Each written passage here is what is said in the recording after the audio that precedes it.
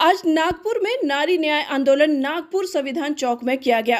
Congress party की 3 प्रमुख मांगे थी केंद्र सरकार से, जो अभी तक नाकाम ठहरी। महिलाओं का आरक्षण कानून तुरंत लागू करे, दूसरा बढ़ती हुई महंगाई को मोदी सरकार राहत दे, आर्थिक सशक्तिकरण के लिए बैंक में पैसे डाले और सरकार बढ़ते हुए अपराध पर लगाम लगाकर महिलाओं को सुरक्षा दे। इस बीच नागपुर की पूर्व महिला कांग्रेस अध्यक्ष और अखिल भारतीय कांग्रेस महिला प्रभारी श्रीनगर कश्मीर नेश नुसरत अली का नागपुर ऑफिस का उद्घाटन अलका लांबा के हाथों से किया गया। आइए सुनते हैं मीडिया से क्या कुछ कहा राष्ट्रीय महिला कांग्रेस अध्यक्ष अलका लांबा ने। नागपुर से बोल इंडिया न्यूज के लिए अजीज शाह की रिपोर्ट। आज ही घोषणा की है, नारी न्याय कमेटियों का गठन हम करने जा रहे हैं। हर जिले में नारी न्याय कमेटी होगी। उस कमेटी के सदस्य एक महिला वकील होगी, उस कमेटी की सदस्य एक महिला डॉक्टर होगी, उस कमेटी की सदस्य एक एनजीओ से जुड़ी हुई हमारी वो बहन होगी जो पीड़ित बेटियों को जो मानसिक तनाव ताड़ना से गुजर रही है उनकी काउंसलिंग दे सके, ताकि उनके घाव हम भर सके। सो ये पूरी कमेटी का मकसद रहेगा कि बेटियों की एफआईआर हो, आरोपी गिरफ्तार किए जाएं, समय से चार्जशीट पेश की जाए, सबूतों को नष्ट न किया जाए और पूरी न्याय मिलने तक ये नारी न्याय कमेटियां पीड़िता के साथ और उसके परिवार के साथ कानूनी तौर से वकील चाहिए, कानूनी सलाह चाहिए, आर्थिक मदद चाहिए। बेटियों के साथ जगन्य अपराध हुआ है, उन्हें इलाज चाहिए। हर तरीके से न्याय का हक मिलने तक इनके साथ खड़ी रहेगी। बस ये हमारा आज का मकसद। ये आज का ऑफिस का उद्घाटन हुआ है, इस माध्यम से आप नारियों को क्या संदेश देना चाहिए?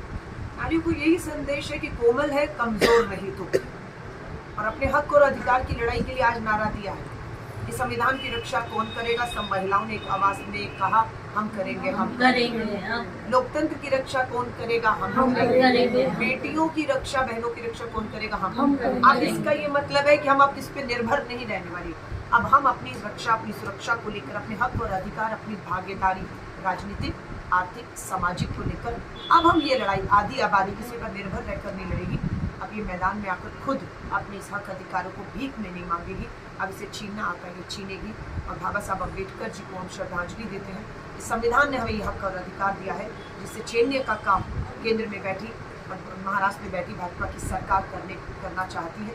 साफ आपकी भाजपा की सांसद कंगना रनौत बता रही है कि वो जाति जनगणना के खिलाफ है, वो उसकी पार्टी जो नहीं होगी।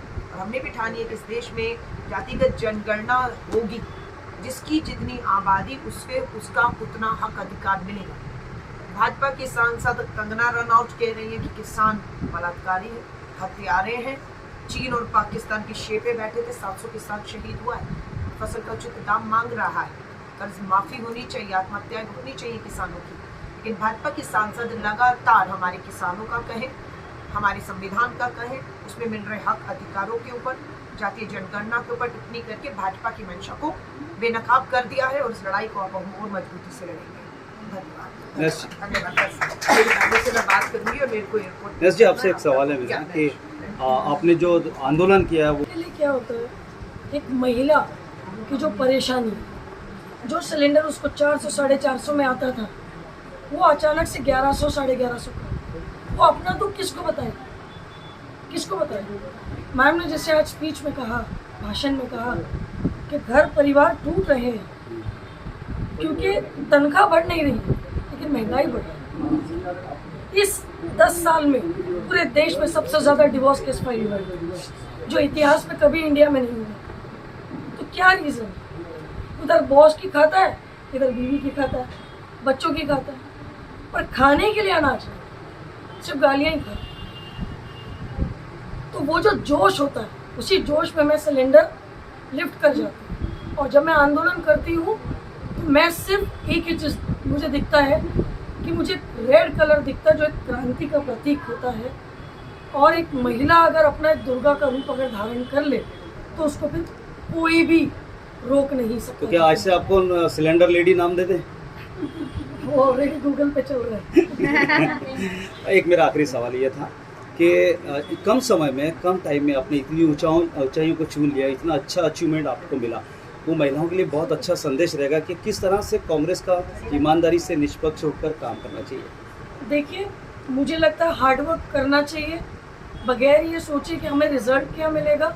अगर हम निष्ठा और ईमानदारी के साथ अगर हम काम करते रहें तो संजय ताई सवा लाखे जैसे अध्यक्ष नज़र रखते हैं।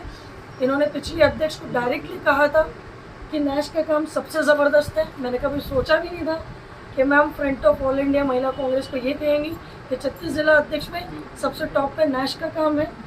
मैं उसके लिए बहुत बहुत धन्यवाद करती हूँ। अलका जी को मैं अध्यक्ष बनने के कई साल पहले से जानती थी और अलका जी के मैं आंदोलन को फॉलो करती थी। जब भी मैं पढ़ती थी सोशल मीडिया पे कहीं के अलका जी आंदोलन लेने वाली, मैं दिल्ली चुपचाप पहुँच जाती थी।